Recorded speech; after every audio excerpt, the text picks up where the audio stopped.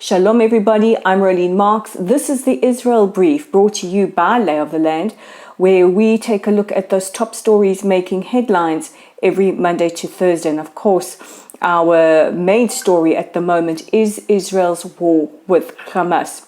So let's take a look at the latest developments, and we begin with news that this morning at 11 a.m. the whole of Israel came to a standstill. We all stood in silent memorial as we remembered that it was just 1 month ago when Hamas terrorists infiltrated from the Gaza Strip under a shower of rockets towards Israeli cities and murdered, raped, mutilated, tortured and kidnapped over 1,400 of our innocent souls who were murdered, thousands more injured, and over 240 kidnapped and taken into the Gaza Strip. This was the worst atrocity committed against the Jewish people since the Holocaust. And by the end of the 7th of October, Israel was at war with Hamas. Now, last night, the IDF sent through their updates to us journalists some of what they had been discovering inside the Gaza Strip. And it really has to be seen to believed. You know, we speak so often about how Hamas embeds themselves within the civilian infrastructure using schools, hospitals, mosques, parks as launching sites for rockets, as well as to launch their attacks on Israeli soldiers. Now, last night, the IDF showed footage. One was of a playground where you could clearly see the rocket launchers. So can you just put that into perspective for a minute? A double war crime, launching rockets towards Israeli children from within the playground of Palestinian children in Gaza.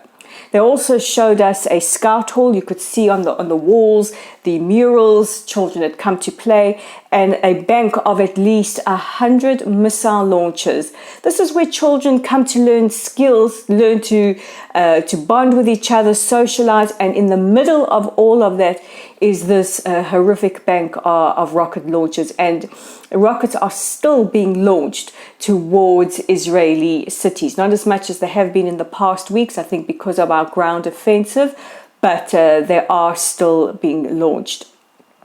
Also today, the IDF shared footage of the Humanitarian Corridor that they've opened from the north to the south to the safer zone where civilians can evacuate. The IDF came under attack over the weekend for establishing a humanitarian corridor.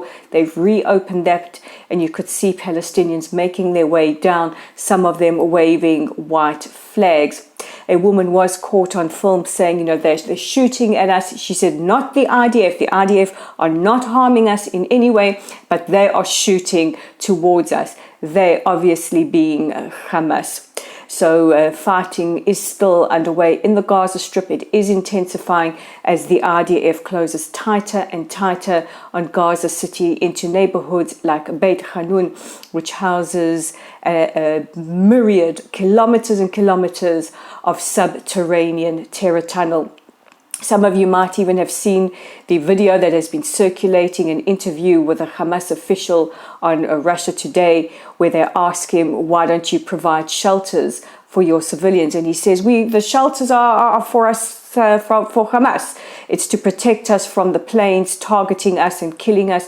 But our citizens are refugees. They're the problem of the United Nations. So when Israel says that we are fighting this war to eradicate the region of the evil of Hamas, this is what we are talking about. The United Arab Emirates have announced that they will be setting up field hospitals in the southern part of the Gaza Strip, and about 5 planes have departed Abu Dhabi for the region in order to do this. The new US ambassador, Jack Lew, has had his credentials accepted by President Herzog and today is meeting with Foreign Minister Eli Cohen. We wish him every success in his position. What a time to come to Israel as the newly appointed ambassador. Meanwhile, Prime Minister Netanyahu was interviewed on ABC television in the United States last night. In his comments, the Prime Minister stated that Israel will be responsible or take responsibility for the security in the Gaza Strip for an indefinite period. Now, this doesn't mean that Israel wants to reoccupy the Gaza Strip. We pulled out in 2005 and have absolutely no interest in occupying, but what we can kind of ascertain is that many countries are involved in talks as to what we would imagine Gaza to look like the day after Hamas is defeated. And I would imagine, and this is my opinion, this is not a definite, is that we will see maybe a coalition of different states taking care of the Gaza Strip in order to prevent a situation like the 7th of October happening again. Gaza must be demilitarized in order to prevent it becoming a launching pad for terror.